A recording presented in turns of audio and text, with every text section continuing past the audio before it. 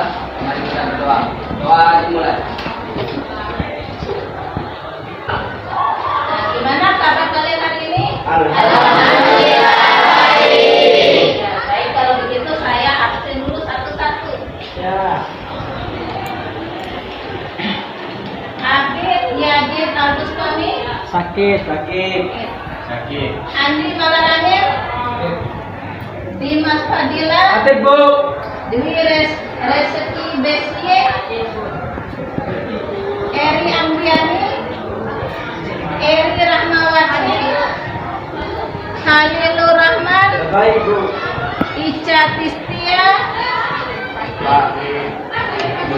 Imam Solihin, Lilis Amelia, Linda Marcelina, Aja Alam Soli, Miftahul Huda,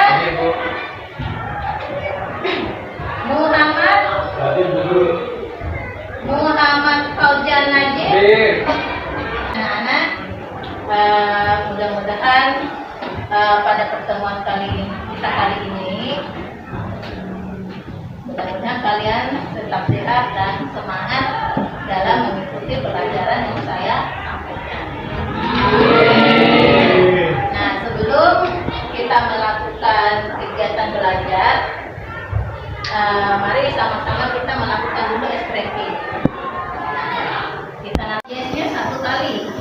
Nah, kalau saya bilang tepuk ganda, berarti tepukannya 2 kali, yes-nya 2 kali. Siap ya? Siap. Nah, oke. Tepuk tunggal. Tepuk ganda. Tepuk tunggal. Ganda. Tepuk ganda. Tepuk ganda. Tepuk tunggal. Tepuk ganda. Tunggal. Tunggal. Ya, terima kasih banyak. Ternyata kalian semangat juga ya dalam pelajaran kita hari ini. Nah, oke. Nah, kemarin kita sudah belajar mengenai apa kemarin? Kegiatan ekonomi. Kegiatan ekonomi. Kegiatan ekonomi itu ada berapa? Tiga. Siapa yang tahu? Ya, silakan. Produksi, distribusi, sama konsumsi. Produksi, distribusi, sama konsumsi. Siapa yang tahu apa itu pengertian dari produksi? Ya, silakan. Produksi menghasilkan suatu barang atau jasa. Ya, tepuk tangan buat teman-teman. Ya, siapa yang tahu apa itu pengertian distribusi? Ya, silakan. Menjual barang. Menjual barang. Ada lagi? Kegiatan pemasaran. Kegiatan pemasaran. Ada lagi? Ada lagi yang tahu apa itu distribusi? Ya, silakan. Penyaluran barang. Iya, menyalurkan barang. Nah, kegiatan distribusi itu adalah menyalurkan barang. Nah, jadi pertemuan kita hari ini adalah konsumsi sebagai kegiatan ekonomi. Nah, sebelum saya lanjut ke tujuan pembelajaran, ada yang tahu nggak apa itu konsumsi? Ya, silakan. Menggunakan barang. Kegiatan menggunakan barang. Siapa lagi? Siapa lagi yang tahu? Ya, silakan. Mengurangi nilai guna suatu barang atau jasa. Mengurangi nilai guna suatu barang dan jasa. Nah, itulah yang disebut dengan kegiatan konsumsi. Nah, tepuk tangan dulu buat teman-temannya tadi yang menjawab. Oke. Nah, sekarang tujuan pembelajaran. Nah, tujuan pembelajaran kita hari ini yang pertama, siswa dapat menguraikan pengertian konsumsi, tujuan konsumsi, faktor-faktor yang mempengaruhi konsumsi, dan teori perilaku konsumen dengan benar. Kemudian yang kedua, siswa dapat menyajikan hasil hasil analisis peran pelaku ekonomi dalam kegiatan ekonomi melalui media lisan dan tulis dengan benar. Jadi saya minta sekarang kita bagi kelompok dulu. Ya, silakan perhatikan video ini.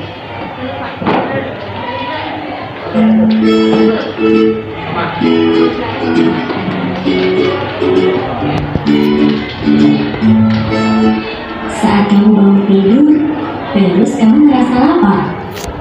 Ibumu belum masak untuk sarapan. Terpaksa deh, kamu membeli makanan di warung depan rumahmu. Nah, terus kamu membayarnya memakai uang jajan kamu. Dari kegiatanmu ini, kamu sudah terlibat sebagai pelaku ekonomi. Di mana ketika kamu membeli makanan, kamu termasuk dalam perilaku konsumsi loh. Seperti yang kamu ketahui, konsumsi itu kegiatan menggunakan barang dan jasa untuk memenuhi kebutuhan hidup. Ketika kamu diberi uang 10.000 untuk jajan, kamu membeli es jeruk dan gorengan. Tapi, waktu uang sakumu bertambah menjadi 20.000, kamu akan membeli es jeruk, gorengan, ditambah roti. Ini dinamakan faktor internal pendapatan. Di mana semakin tinggi pendapatan seseorang, maka semakin tinggi pula tingkat konsumsinya. Kalau kamu sedang bercermin dan melihat rambutmu yang sudah panjang, kamu termotivasi untuk merapikan rambutmu, yang akhirnya kamu pergi ke salon terdekat untuk memotong rambut.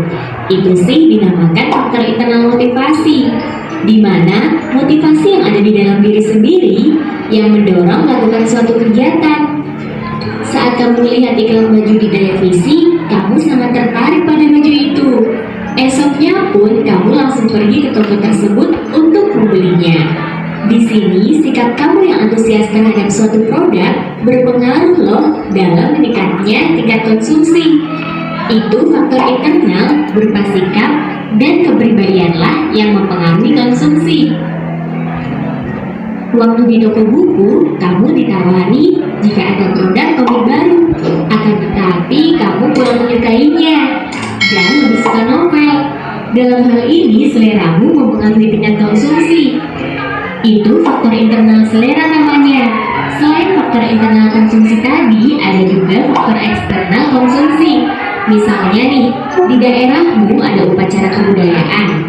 Nah, saat menjelang acara tersebut, tingkat konsumsi terhadap barang yang dibutuhkan untuk upacara di daerahmu meningkat. Itu dinamakan faktor eksternal kebudayaan, di mana kebudayaan di suatu daerah akan berpengaruh terhadap pola konsumsi masyarakatnya. Kemudian, ketika kamu membeli mangga 2 kg dengan harga 18.000 per kilogram, dan saat harga mangganya naik menjadi 25.000 per kilogram, kamu hanya membeli 1 kilogram saja. Faktor eksternal harga baranglah yang mempengaruhi tingkat konsumsi seseorang. Apabila harga barang naik, maka jumlah barang yang dikonsumsi akan berkurang. Dan sebaliknya, kamu sebagai konsumen akan mengkonsumsi.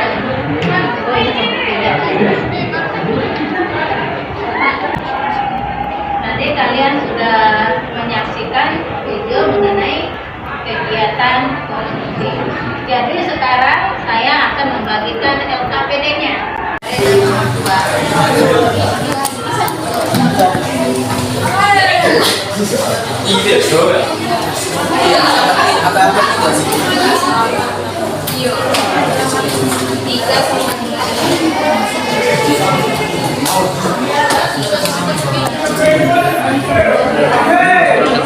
Enggak. Ya, ada kelompok yang sudah. Sudah. Silakan saya kelompok berapa ini? Kelompok 2. Ya, silakan kelompok 2 maju ke depan. Ini bisa.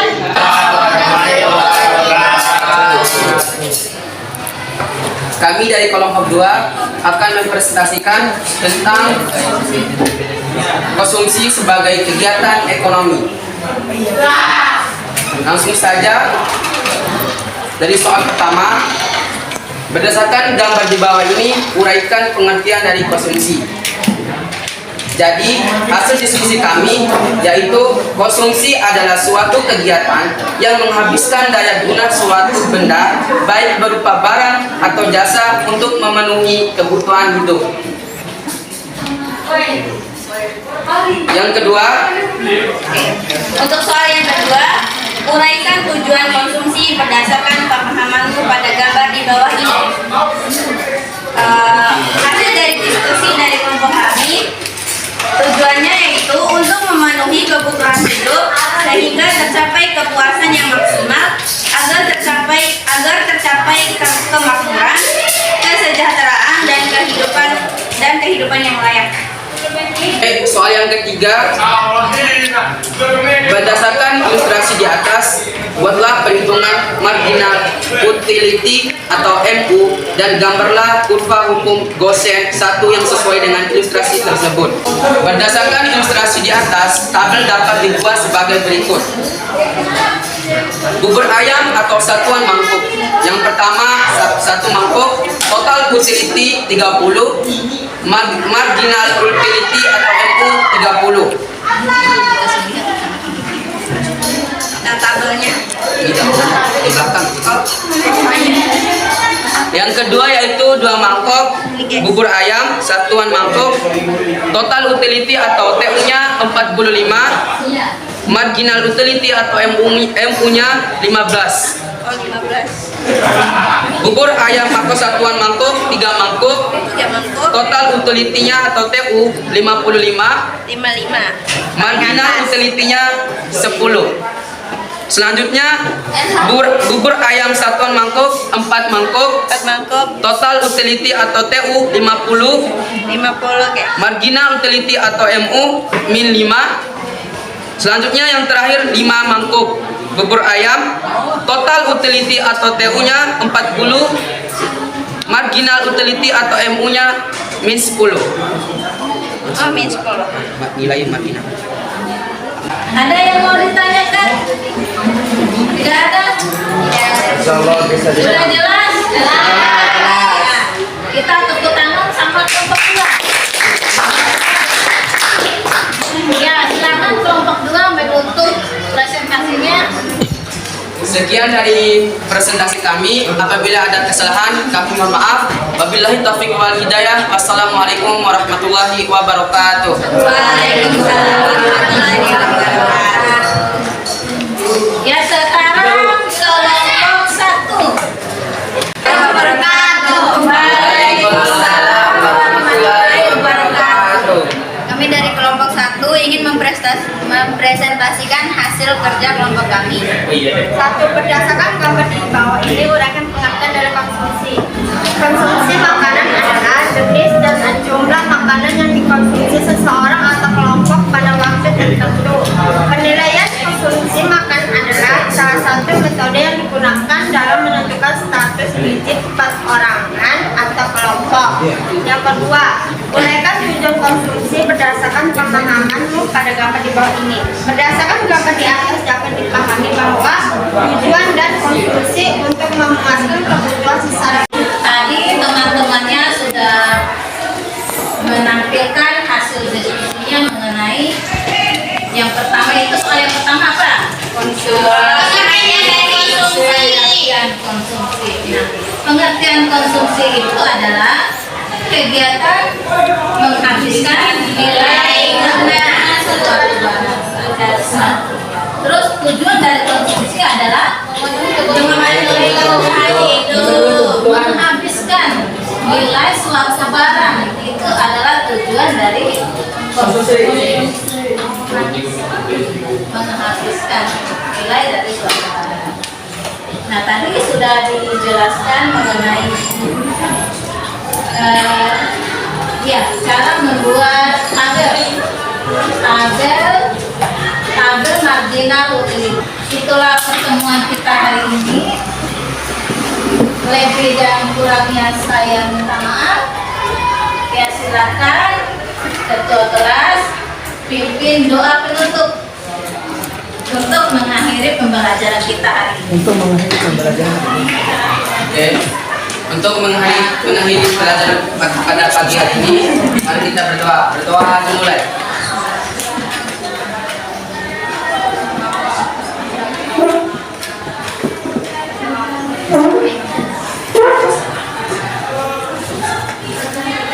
Beri salam.